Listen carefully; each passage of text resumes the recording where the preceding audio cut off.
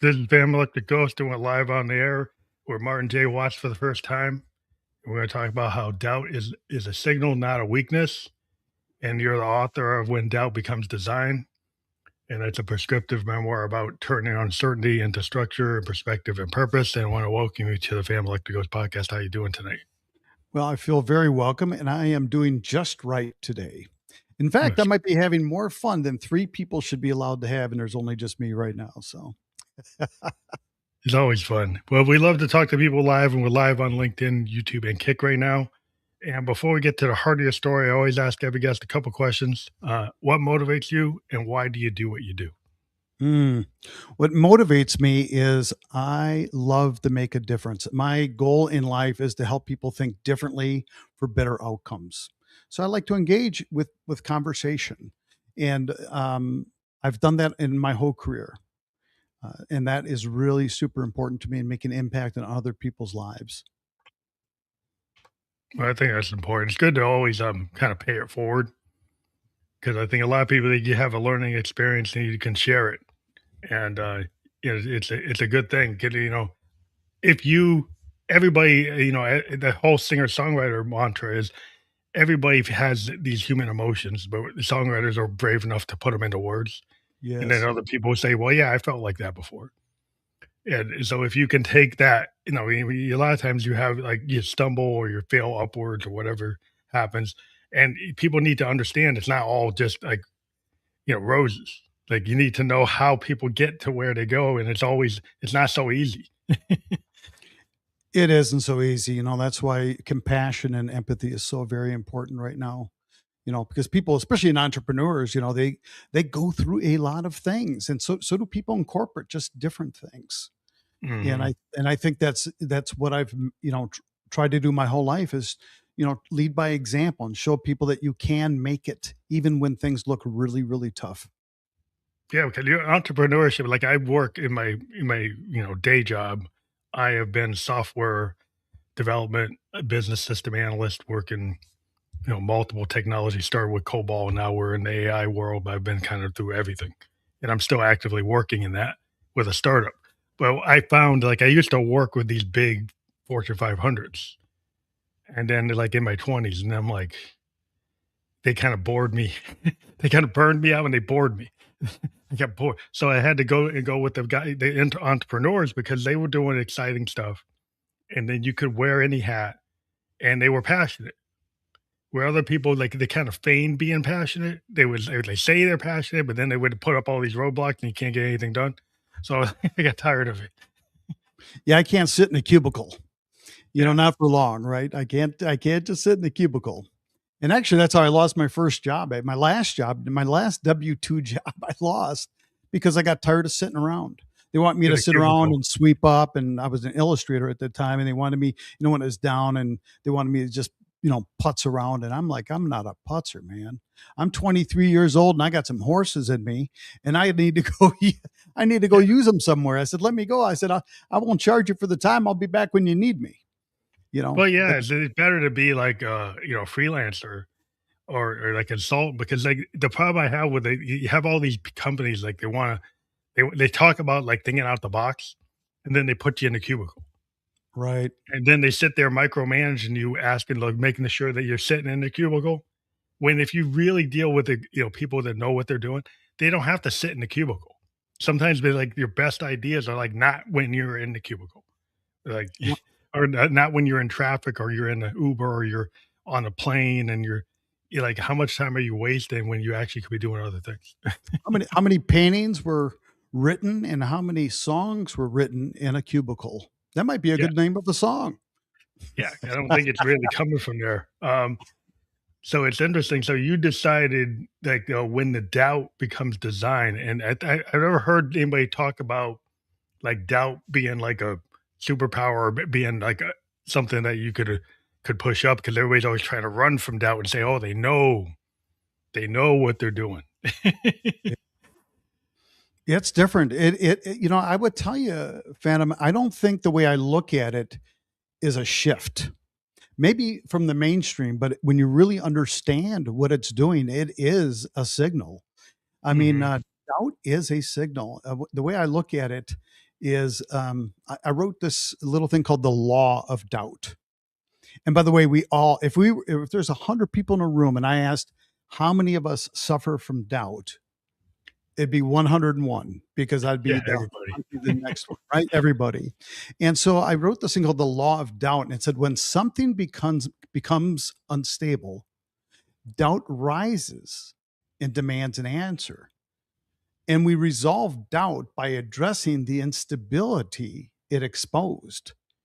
Because Mhm. not, doubt doesn't sit around, Phantom, looking for us. You know, it doesn't like, yeah, I'm gonna go, I'm gonna go mess with your mind a little bit. You know, I mean, you look like you're a little bit too successful. Let's go throw some, doubt mix in there. Doubt just doesn't work like that. And to say that we're full of doubt, like holistically, we'll apply it holistically because I think that's really what it comes to. We're like, oh, I doubt myself, or I doubt whether I Mhm. can do this. I would say that's an incomplete statement. And the reason it's an incomplete statement because doubt doesn't work alone. It actually it's anchored into some sort of unstable or uncertain situation. Mm. I could give you a real quick example. So Yeah. let's take it corporate and entrepreneur. So what happens is that we get a promotion. I was talking to somebody recently, and they got a promotion, and they were like doubting whether they were qualified for the promotion. And I've also met lots of entrepreneurs that started businesses or launched a product, and were wondering if it would be successful. Well, that's a great place for doubt to get really loud, right? So, in the situation of like the promotion, we doubt the ability for the promotion. We doubt our ability for the promotion, or in the business sense, we doubt about the business we founded. Are we smart enough? Are we good enough? So what Mm. happens? There's two types of doubt working there. One is self doubt. That turns everything inward. So by the way, the situation, remember, is the promotion. The doubt now that what I call is an intellectual emotion because we feel it, but we feel it also with our brain.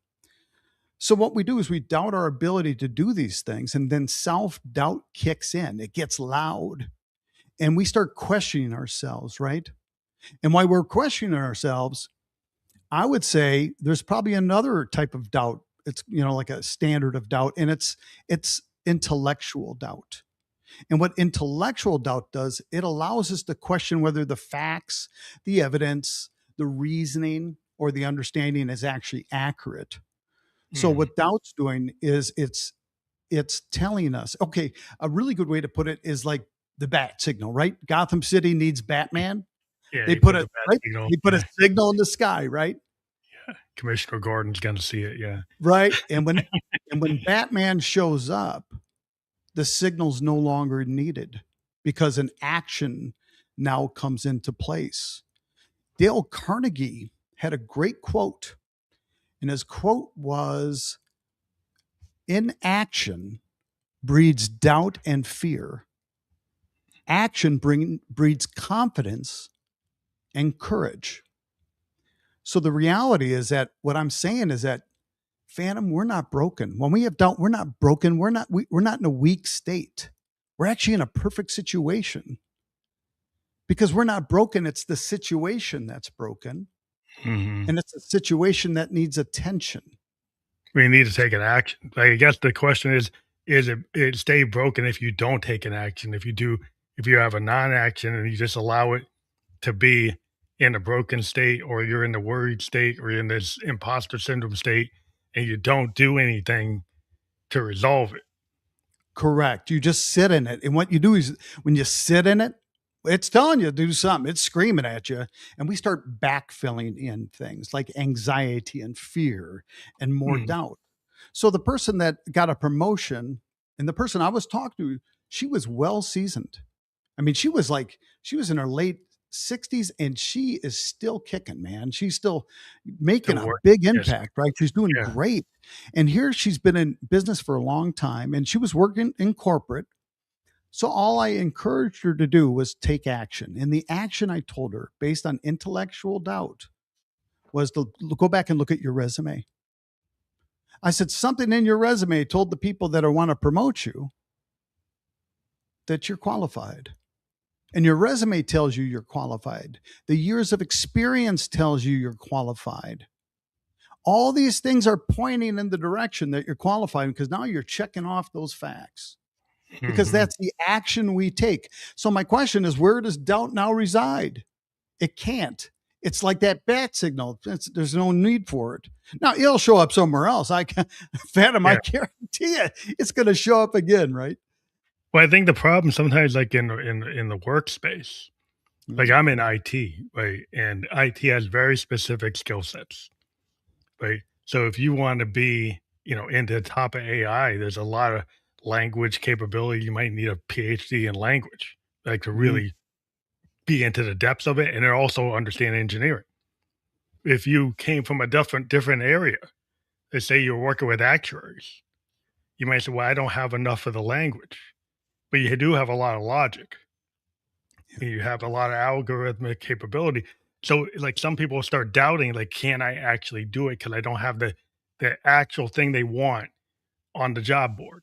But I've always pushed into jobs where I didn't exactly have everything, but I felt like I could do it because I'm a musician, and what do musicians do? We always push to things that we don't know how to do, right? We'll push into areas that, like, I'm not the best at Bach, but I'm gonna keep on trying, right? Like, you try to push, and you're not gonna be Sun Ra, you're not gonna be, Coltrane, you're not gonna be this person, but it doesn't mean you don't try, you right. know? So you have to push You're going to it. be you. And what's Yeah. really good in a musician is they create rhythms, right? And that's what business is. It's rhythms. So the truth is that we've done things in our life that have allowed us to get over, right? Now, the last business I had was a manufacturing facility. And I developed a product. Now, I barely made out of high school. This is a secret between us, okay? I barely made out of high school as a C average student. I was bored. And so I barely made out of high school. I ended up owning developing a award winning product. I mean, go figure that out just because I thought I could. There was a need and I made it. So doubt had a big role in that, right? Like Yeah, like, I I didn't know was how to thinking, do like, I things. don't have this, I don't have that. They How probably do you can do the manage people? comparison trap. Yeah, how you do it in compa it's like, I don't if you didn't have an MBA or you didn't go here, you didn't go there, right? And then but there's tons of people who are super passionate, like the garage engineer, the garage Yep. inventor that comes up with something, and there's a lot of kids today, they haven't gone to college at all, but they've got, like, amazing capabilities. I've run into 'em. These 20 somethings that can do stuff like they can outcoach some of these other guys. And I'm like, how did they do it? Because they were passionate about it. They wanted to learn. It's like the kid who takes apart the radio back in the 70s, Right. figure out how to get into electronics and then they start building stuff. They didn't go take the degree, but they were curious and they try to take things apart and figure out how to put it back. You know, that's how it works. Yeah. I mean, absolutely. Corn Ferry Consulting firm found that 71% of US CEOs experience imposter syndrome, right? Hmm. We're good at building something or designing something or doing something, right? And all of a sudden, and by the way, I did never experience imposter syndrome during the startup phase. I was too busy. I was trying to figure it out. Like I said, I figured out a product, how to build a product. And by the way, when doubt set in and I didn't know how to do assembly, guess what I did? I went to YouTube. There's a lot of people that know how to do assembly. Found somebody that knows how Go to do straight to do it. assembly or lean manufacturing, and you can learn a lot of things. So it overcomes like I doubt myself that I can do it. Well, once I see it, then I can apply it and do it. But 71% of all US CEOs suffer from experience imposter syndrome. And I did a podcast on it and I was like, well, that's very interesting because I never experienced it until I wanted to grow. So that Mhm. one thing that I could do, right? Now I needed HR. Now I needed better finances. I needed a better So you CPA, need right? actually, like, you need I needed accounting, CPA, I you need. engineered everything, but there was a point in the product that I had to engineer things. I ended up laying out three, and by the way, none of this is bragging. It's never bragging if it's true, right? Mhm. The truth is I had a 40,000 square foot plant. That may not be big to some people, but that was big to me. That's pretty big. And so I had to figure out all those systems. And I said, boy, if I do a TED talk, and I'm going to call it 23,536 steps to success, because that's how many steps I had to write down out of 17 years to figure out, have to be able to train somebody else to do it. Because once I wrote it down, it existed and it could help me. And it removed a lot of the doubt that I had, because now the proof was there, the evidence was there. But you're a I mean, you're a patented inventor. So you went the route of like, hey, I'm going to take this idea and I'm going to go to the patent office and I'm going to actually register it. Now, there's a Oh, lot of people that have ideas, but they don't take it that far and take it that serious and understand that if you don't protect yourself, you can get ripped off. it seems like inventors, Phantom, never make the money. The Yeah, two guys, most of the time they don't because somebody takes their idea or they take their concept because they didn't go through all the steps and then they get taken advantage of. DuPont made it rich, man, on bubble wrap, right? You know where bubble wrap came from? Now, the facts may be a little off, but it's really, really damn close. But two guys in Chicago were trying to find out a way to do insulated wallpaper. That's where Mm. bubble wrap came from. And they never made the money because most Well, a lot of inventors times they don't. end up selling it like as a work for hire and they sell themselves short. I mean, this happens to musicians all the time. It's like All classic the story where you sell your master rights or you sign the contract so you can pay the rent, and then you don't realize in the contract because 'cause you're not a lawyer, that you gave yeah. up all your mechanical rights, and so you don't own anything. Well, or you could have been like Neil Diamond, who wrote "I'm a Believer" and gave it to the Monkees, and it went number one. Mhm, I would say it's very similar to the entrepreneur, that I would encourage entrepreneurs to stop thinking or even wanting to be the smartest person in every room. mhm, Once we decide that we don't want to be or don't have to be the smartest person in every room, our trajectory will change. It will go up, because we can't do everything. We can do everything, but we may not do it well. mhm. I engineered a lot of things, but when I brought that engineer on board, boy, things changed then. We started making some movements, right? Like, it was Yeah. really, really exciting, but it's Once you true. get a Like, team and you go from one person to a team of engineers, then suddenly, like, you have to listen to, like, other people's ideas. It's, like, becomes like being like I think it's just this, like, room of ideas, and when you're a yes, solo entrepreneur, it's all you. Or maybe you're in a dual relationship where you have a partner. But once you start opening it up to an enterprise, you get 10 people, 50 people, 100 people, 1,000 people, then you have to start letting go or you're going to be all tied up. that's 100%. And, like, when we talk about doubt, because I think imposter syndrome certainly falls right into doubt. What we just talked about, again, is an action that will solve the doubt. Because if you don't think you can grow the business, or you're the person who can grow the business, maybe you need to find some people around you that can help, that maybe are smarter than you in other areas, that help you grow the business, which means now we've started to scrub out, right? Imposter Mhm. syndrome out of our heads. I used to get really intimidated, Phantom. I'd go in these business meetings and I'm just like, I'm Mr. Holbunk, man. We're just gonna we're just, we're just gonna go in there, and we're just gonna rub elbows with people that are much smarter than me, much better than me. Everything's better than you. The reality, it's not. And I Yeah. went to a business coach one time, Phantom, and I asked her, I said, what? I said, I don't feel like I'm the person to take this business to the next level. And she said, why not? I said, I walk in this room, man, and all these people are in there. And I said, I'm so intimidated by them. She goes, pick Mhm. out 5 of those people and let's go have breakfast with them. And says, you'll find out one thing. She said, you will find out that they feel the exact same way about you as you do about them. Yeah.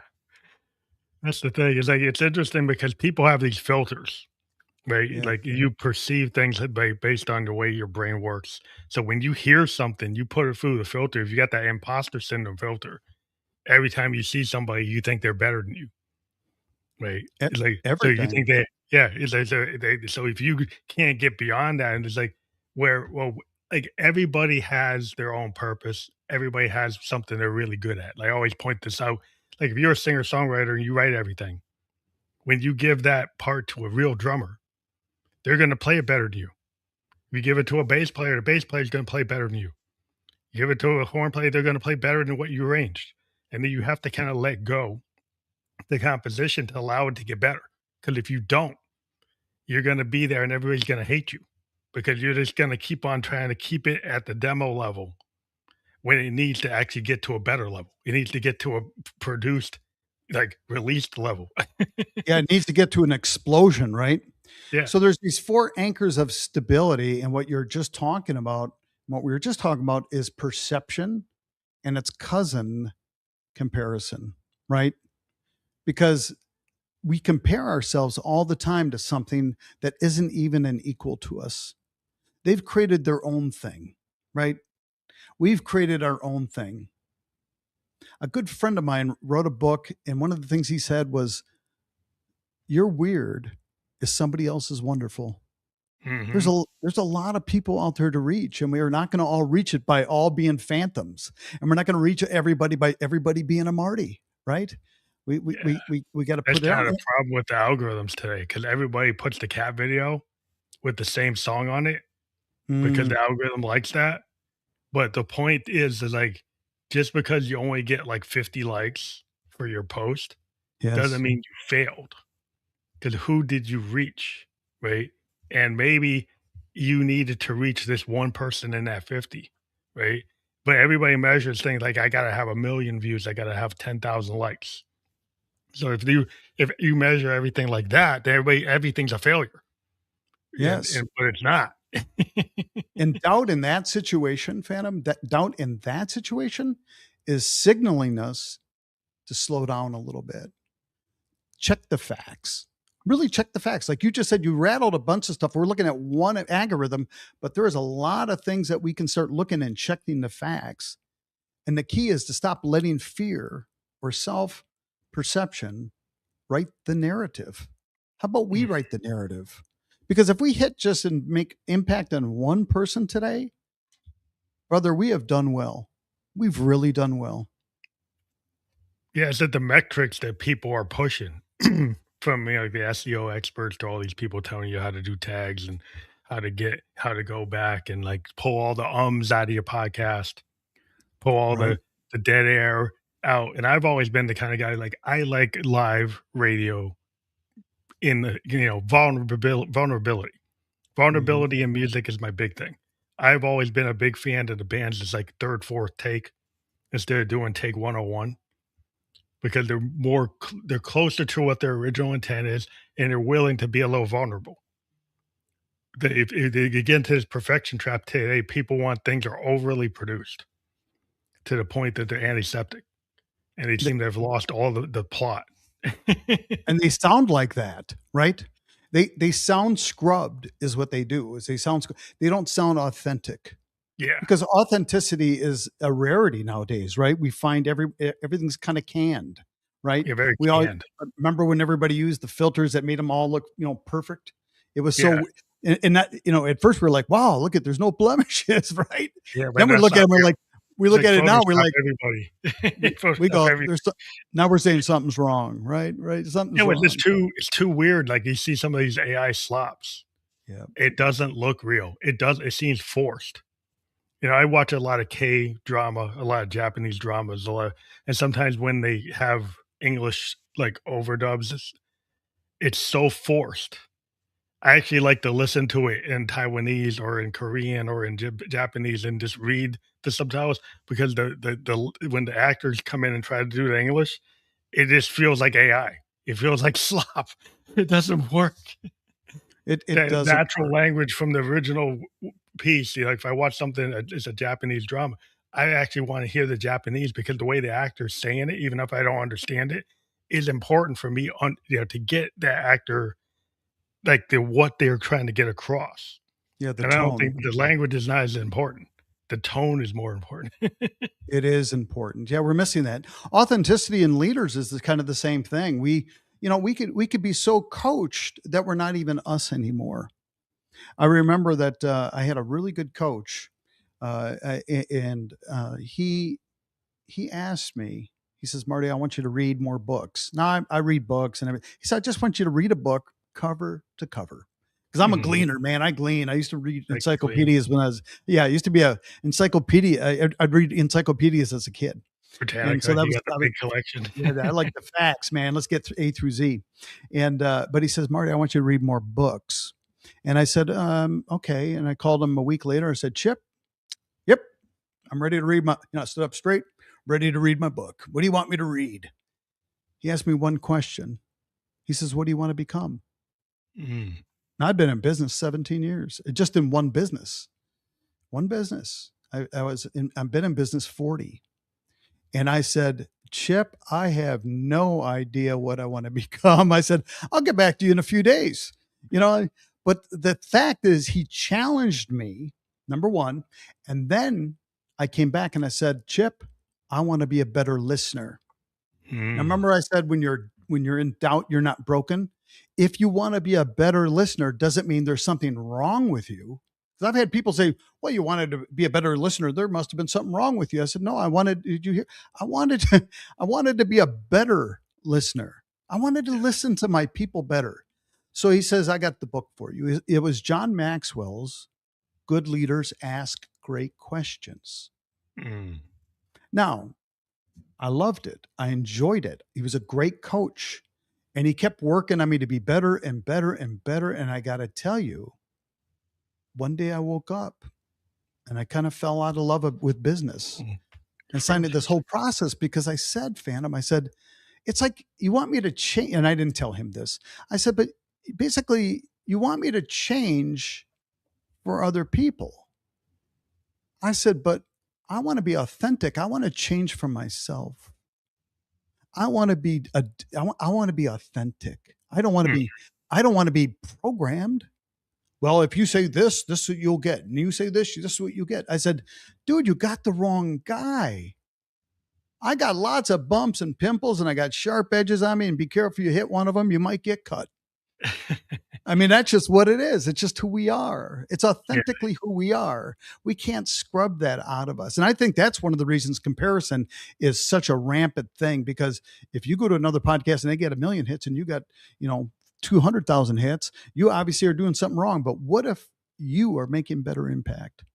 yeah. And Because how I you, mean, what is the because like it's like the idea when you do analysis of like, okay, you got all these people viewing your site, but what's the click through rate?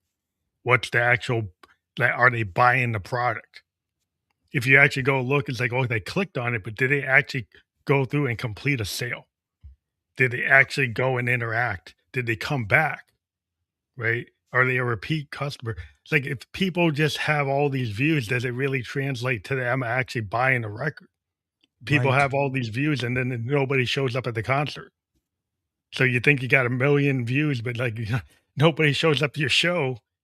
Like, what were those views? If they're not really dedicated fans, if you have a band that maybe has, 60,000 fans, but they're still around for like 10 years because all those fans buy the vinyl, they buy the t-shirt, they show up for multiple shows.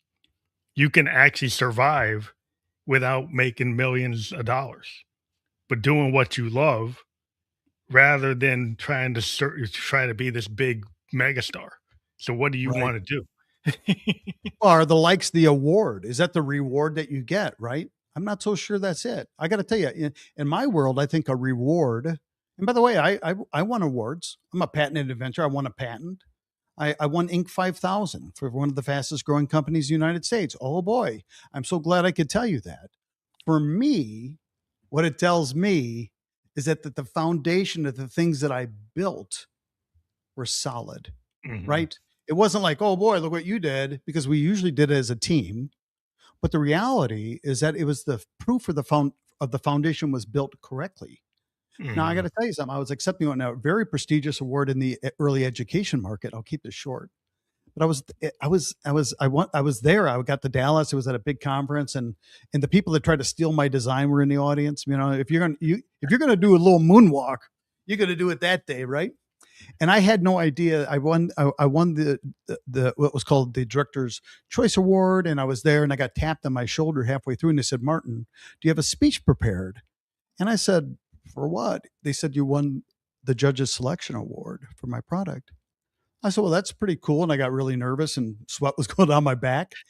And so I had to go up and receive it. Now, the interesting thing, that was a good feeling. And I was really, it's interesting. My short speech said, I was happy that we won it because it gave credibility to the product that it really helps daycare directors. Hmm. And then I was coming down off the stage. The thing had ended. And this woman came up to me, Phantom. She says, Mr. Watts, you have a moment? I said, my name's Marty. Like, sure, of course, I got time. And she says, I have a school upstate New York that we had a mold problem and we were going to get shut down and I was going to lose it. The staff was going to lose everything. I was going to lose the business. She said, but what they did was the health department allowed us to clean up a section. We found your sinks online, your portable sinks online, and put them in. She said, we bought like 10 of them. And she said she was able to clean up, move, clean up, move. She goes, I thank you for having the product that allowed me to save my business. Now Hmm. that story, that feeling was certainly a lot different than the feeling of winning an award. Yeah, That it's was actually the like somebody used their product. you want to get rid of doubt, do something and recognize that the things that you're doing already are already good enough. Well, yeah, affecting people. Like if you put something out in the world and then you get the feedback that it actually furthered somebody, like it allowed them to do something, that it gave them capabilities that they didn't know they had, were able to have, or they were able to complete a task because of something you helped, create or you created. I think Yeah. all the accolades and all you like you said, it gives you the baseline that you're doing the right thing. But when you actually have people come back and they give you the feedback that it meant something to them. If you're a writer and like if you write like fiction and people tell you that your story really affected them, that's like better than if you win the award. Like, oh well, it'd be cool to win their awards, but when people come back and they tell me that it actually moved them, that I think every artist gets like, yeah, fine. Like I think that's why you keep on doing it because you're doing it because you want to move people. You want to move yourself. Every artist wants to do it because they move themselves first.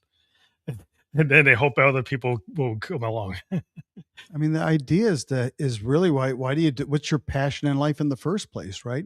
So the next time I'm full of doubt, and by the way, I wrote the book the next morning. I was full of doubt.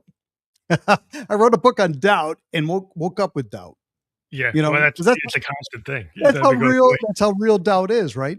So the next time I'm in my little pity party of doubt, right, I can go back to that story, Phantom, and said, "Remember that lady in New York? Remember the thing that you did, you created, it helped her? Hold your damn head up and let's go." Yeah, I mean, everybody always wants to take the thing that went wrong and elevate that, and that becomes like everybody's like trigger. Everybody's like freaked out about the thing that goes wrong, and they don't count the things that go right.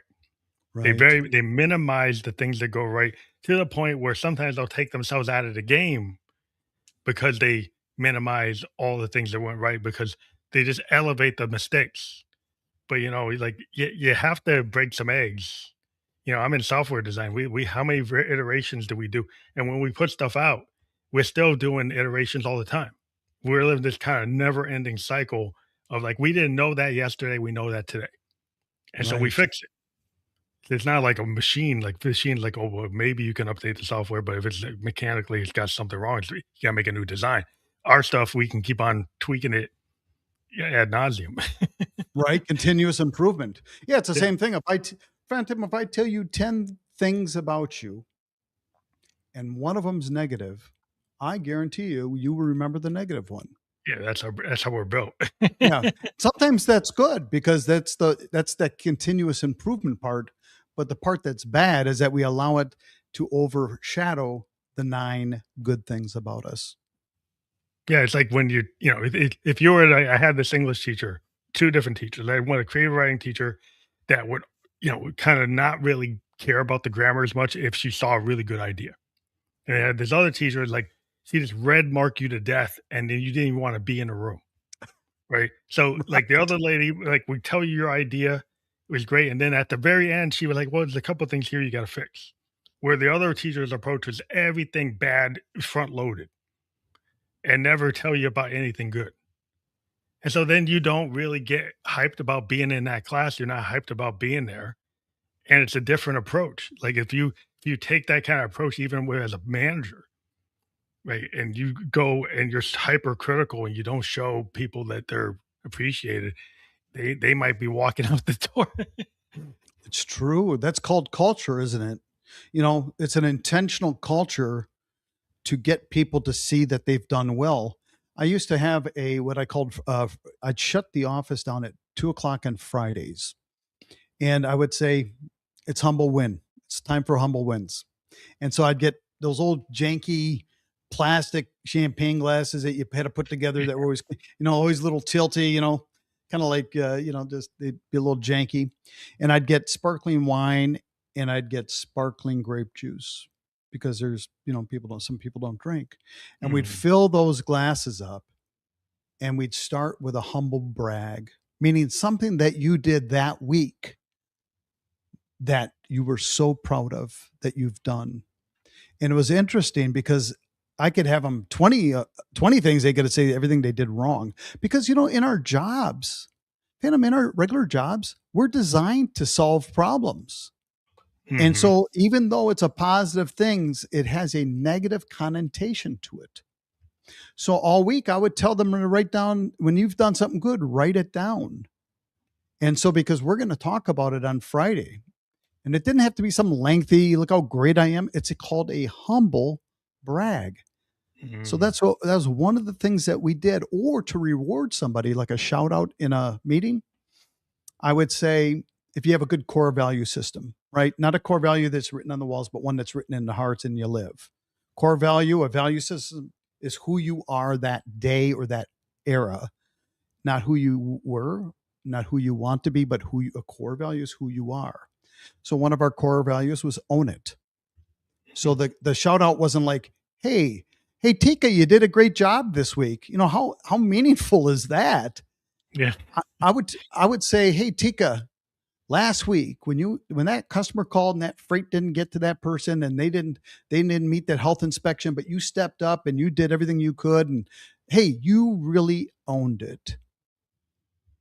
And we would reward it by the value system. And it's interesting that when we start using that intentional um, uh, instruction, culture building, it's amazing how we're different. And we can do that at home too. We could do it Mhm. within our personal stuff. If you and I started a business, you would have your values and I'd have my values. Let's say we had 5 different values each or 5 values each. I guarantee you, for you and I to do business, 4 of them have to match, right? Yeah. You gotta be in sync somewhere.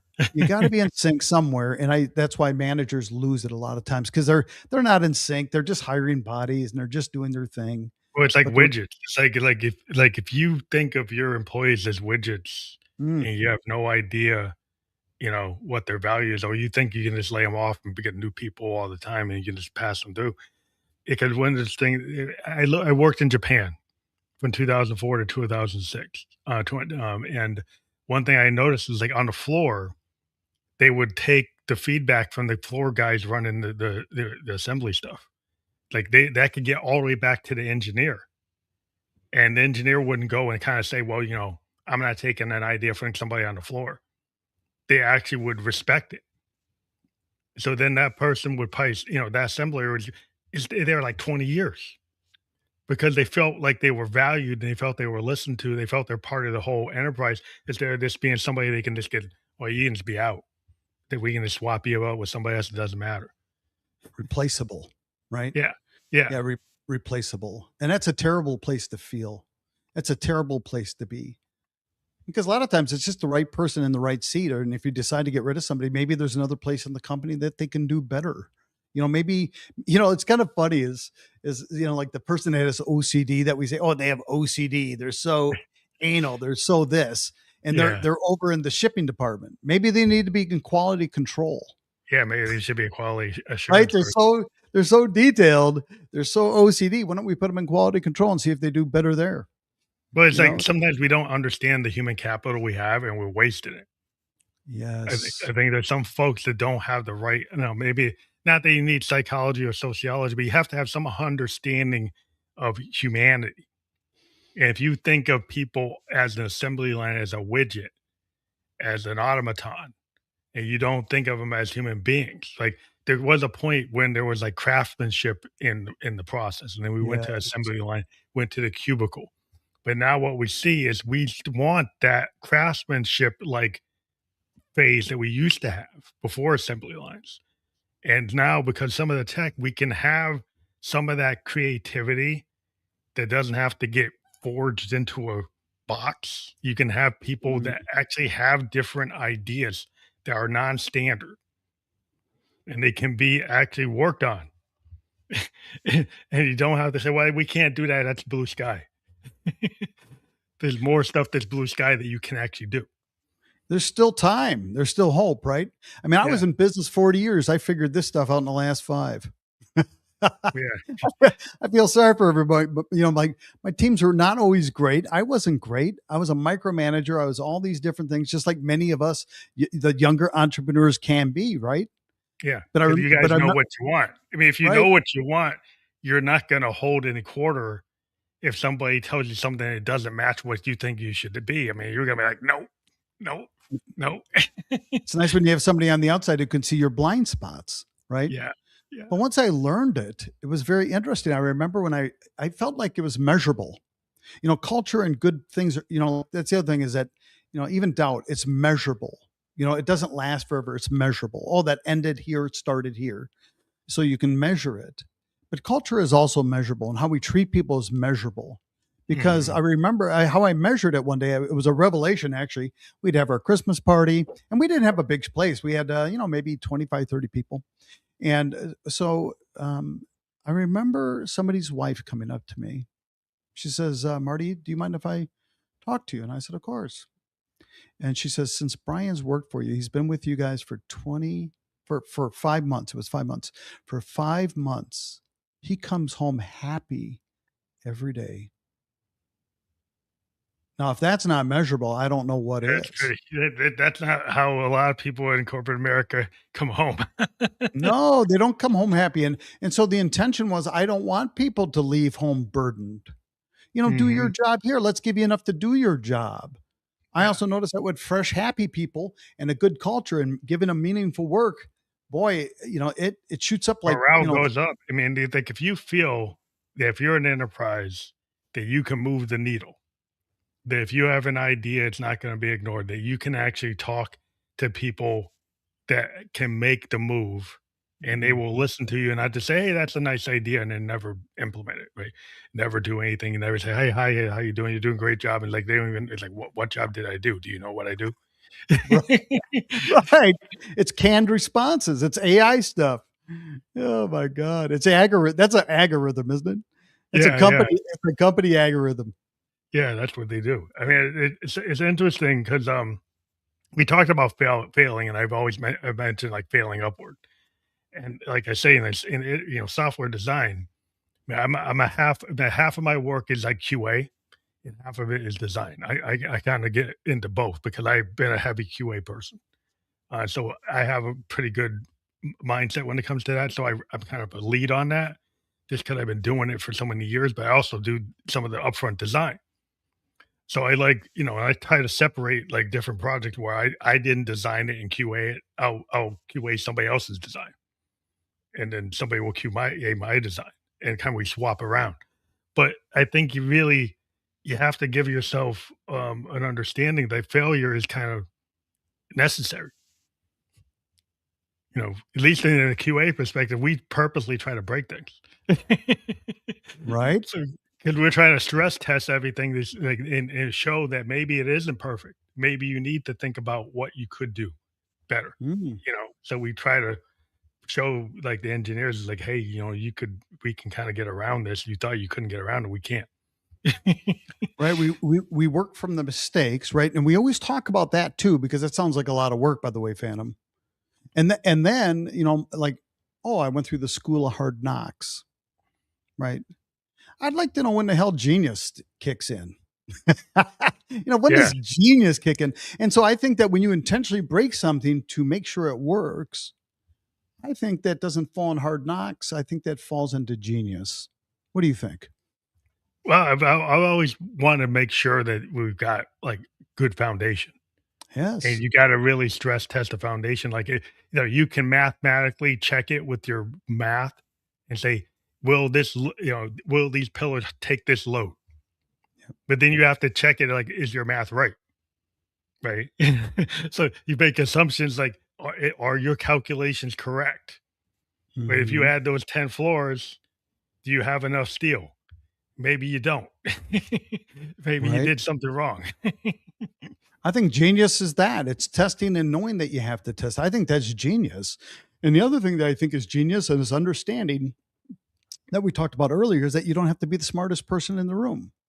Because once you that's genius. Once you realize that you don't have to be the smartest person in the room, you get better people in Yeah, and your company goes up. That's pretty yeah. genius to me. I was Well, thinking you about admit that the other day. I was like, what does genius kick in, man? well, What when is you admit what you don't know, because you get these uh, people that will come in the room and they say they know everything. And, well, how could that be?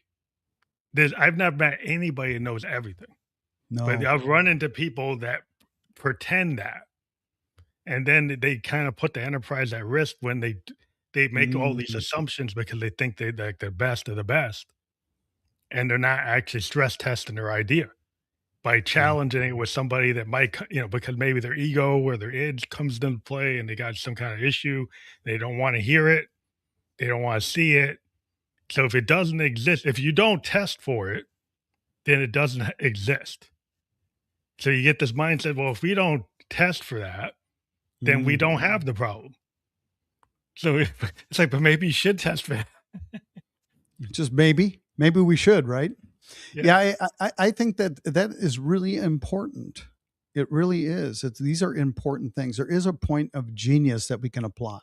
I think when we understand structure and we understand some of these things and we ignore them, and just to piggyback on what you just said, like apply that on a personal level. There's people out there that think they know everything about you. Yeah. Like they think they know everything in the business, but then they think they know everything about you in 5 minutes. And I'm like, you don't know me. You don't know what I'm made of. You don't know what I've been through. Hmm. You don't know where I'm going, and you don't know where I've been. You know, in because people like want to doubt, judge people and doubt their ability. You know, I would say give people a chance to prove themselves. You Yeah, because know, everything's very surface level. Because like if people see like on your job board, they see your qualifications and then they use these AI tools to match exactly. But I think back in the day, like I would be on a Rolodex and call somebody up and say, "Hey, can I come and talk to you about like whatever?" And then that became an opportunity because it's like a face to face, call you on the phone, meet you at the coffee shop, have a discussion, and then that discussion led to actually getting into an opportunity rather than, oh, I got to have all these things checked off on this list. And it has to be exactly what you want. And you can't deviate from that at all. So if this guy is missing X, Y, and Z, oh, we can't pick him. mm, I think that is a total disaster. What's been going on with that? I think it's like it's. I think there are lots of people who are getting mismatched and not being placed correctly because there's no human factor being considered. yeah, I would agree with that. 100%. It's just interesting how we go through things and we think that we don't. It's a perception, right? We deal with these I love that what you talked about algorithms, but the perception that we're not successful because that person didn't have the right thing on their resume. Like the idea that if I ask you, here's a good question. Statistically, what's the percentage of US companies that do a million or more in gross revenue? What's the percentage of US companies that do a million or more in gross revenue? I don't have that off the top of my Just head, but just take a stab at it. I don't know. You would hope it'd be greater than 30%. Yeah. Because it's interesting because we watch the news and we make perceptions of what business is based on these big huge corporations. Here's the truth. 4%. For yeah, which like very small. I know, like in Wow. in the tech space, there are a lot of these modern tech bro companies Mhm. have never made a profit. Yeah, So and they it's like you guys have all this like all this like future revenue plans or ideas about what you're actually gonna do compared to an entrepreneur that actually has to meet the profit loss. You yes, guys don't haven't met the profit loss at a small level. At like at a solo entrepreneur, a sole yeah, proprietor, you're failing. You don't even balance your budget. right. But think how we compare ourselves to that, right? We compare ourselves that we think that if I'm not doing like because I always hear that, "Be a millionaire, be a millionaire, be a millionaire." 4% our companies are over that of the US. So if you're doing $600,000 and your family's well taken care of and you're not stressed out all day, I think you're doing pretty well, right? Mhm. I think that we can fight that comparison or that perception idea that like it's like the idea of like, oh, what is a CEO? The CEOs are just making millions of dollars. Well, they're very big companies. Number one. Now we just realize there's a whole bunch of smaller companies that are very successful doing that. Here's a unique stat: 80% of all CEOs in the it, uh, 82% of all CEOs are CEOs of one person companies. Oh, wow, just like When you they're small, wow, really yeah, there's small. so small. What is small, right? We That's a perception because like if I'm doing 10 million, is that a small company? People say no. No, yeah, The idea of a small company or a small business in America, according to the Small Business Association, is that you have 400 or less employees. It's not even oh, a revenue.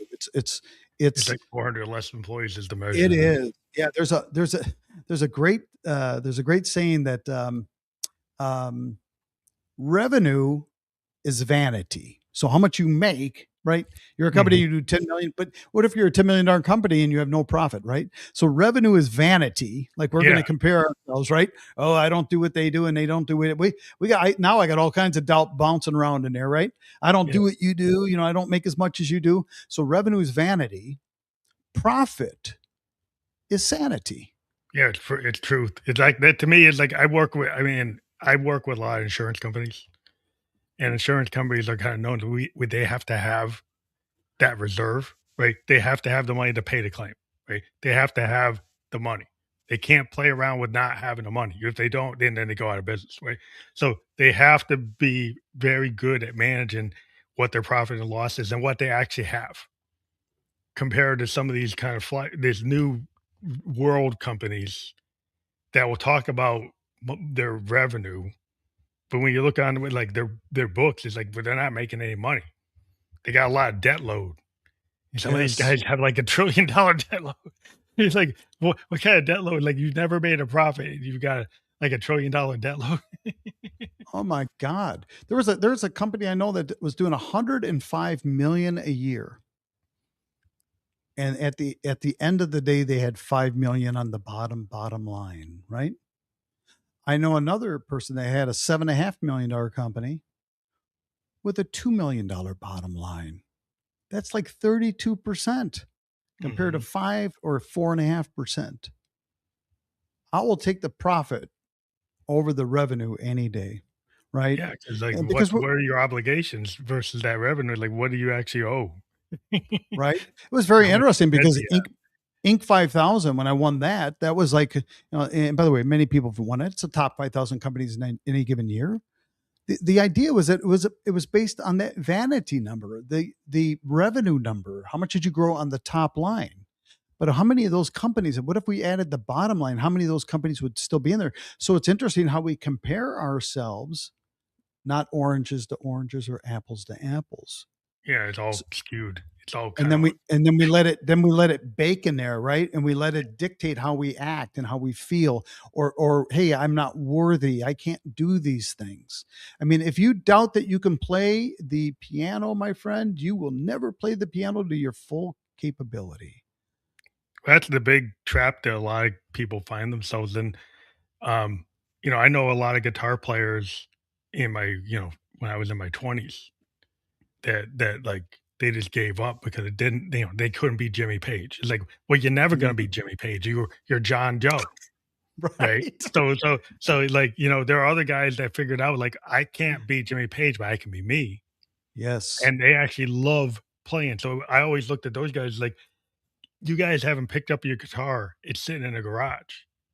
So you really aren't a musician because if you were a musician, you would just play it no matter what.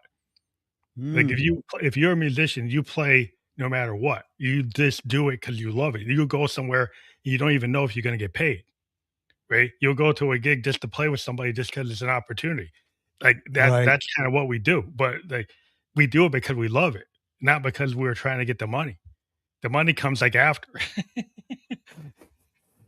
But Right. that's the way it usually works. I mean, we need to be more business sense, but we're artists, so artists tend to not have that much business. So I think a lot of people never achieve really the greatness they are because they've compared themselves and fell into that doubt trap of like not being able to compare equally to someone, but it's not equal. Yeah, it's Jimmy never Page, equal. by the way, trying to beat Jimmy Page is not a fair fight, man. It's Yeah, you're never gonna if get you're a there. bassist, you want to Harper, be Chris Stepford, Squire, man. That's not a fair fight, right? Be the yeah. best you can. The best you can be. Hey, I was I would say I was an average engineer if you put me against engineers, but I was a badass innovator. I was a creative. I may not be able to put all the X's and O's together, but I could say I could see the vision of it. Well, you came up And with that, a patent. I mean, the fact that just because you're not, like, at some level, like, some guy building stuff for NASA, right? right, You got that level of precision that you're gonna get that rocket's not gonna blow up.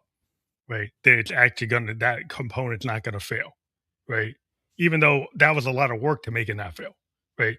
So it doesn't just do that out of the blue. But regardless, at certain levels of engineering, but just like you can't compare yourself, to an astrophysicist if you're not an astrophysicist. I mean, you're not. That's not what you're supposed to do. I mean, you have to look at what you're doing. Did you do something innovative in your space? And there's multiple spaces. So you shouldn't compare one space to the other because it's probably not a fair fight. some people design because they want the glory of it, right? There are some people that do it because they want to help somebody. These have different values. There is no shame in any of that. Because I've never designed a rocket that can come back and land back on the pad. Doesn't mean that I couldn't solve hot water hand washing at Costco for their food vendors. There's And different all of engineering problems. I mean, you have different problems that you're solving if you came up with an innovation in your niche. yes. Because I think there's these niches, right? And everybody always wants somebody to be like, in music is like this pop. Pop is like, oh, everybody wants to be the pop.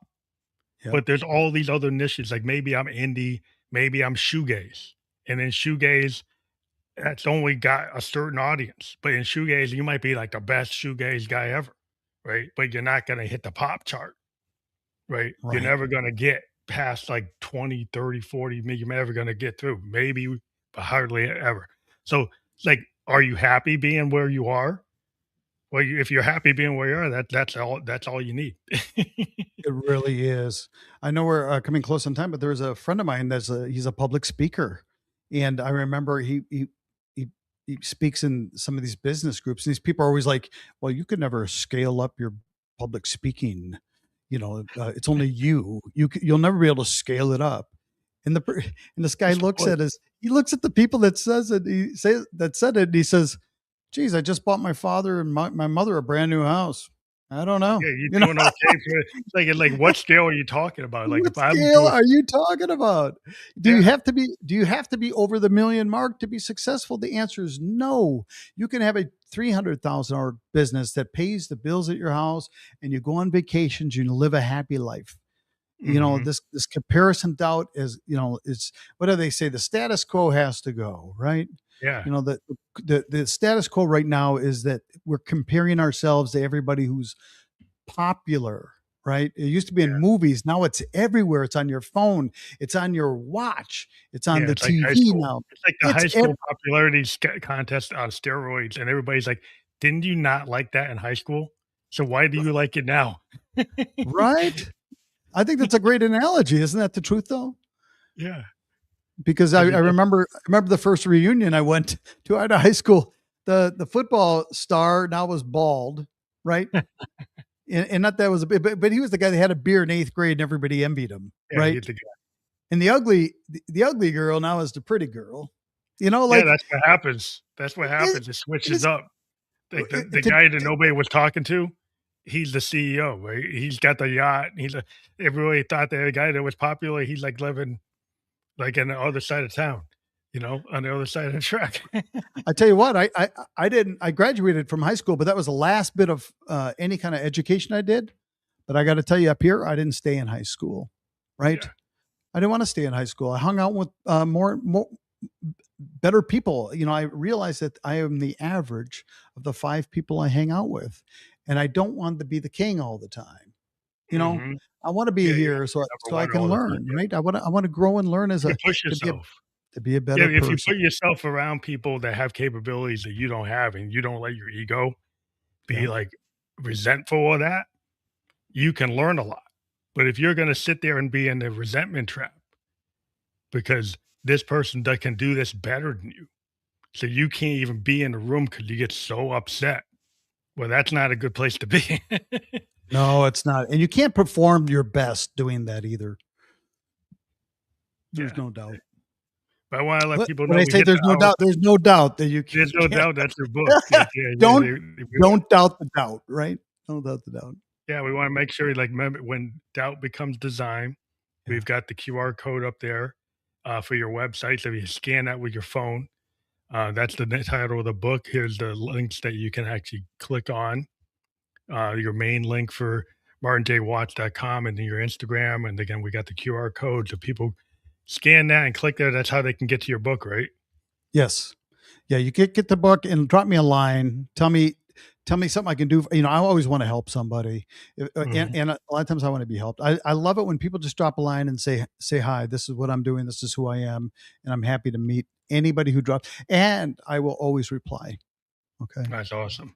Well, I wanna thank you for taking the time to talk to us on the Family Electric Ghost podcast. We've been live on LinkedIn, YouTube, and Kick. Again, you can click on the links that you see here, on the different platforms we're on. We're gonna be on multiple platforms, so whatever platform you like to listen to or watch a podcast. Again, thank you for taking the time to be with us today. I appreciate it. Thanks for having me today, Phantom. Thank you.